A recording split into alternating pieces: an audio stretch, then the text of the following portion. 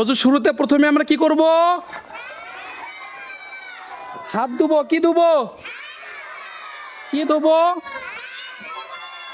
এরপরে এরপরে এরপরে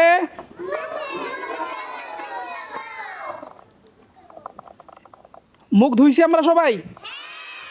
আচ্ছা, এরপরে দুই হাতের কোন পর্যন্ত দেখাও। দুই হাতের দুই হাতের দুই হাতের আচ্ছা, কয়বার করে? সবাই হাত উঁচা করো তো। হাত উঁচা করছো? আচ্ছা, কয়বার করে ধুবো আমরা? 3 বার।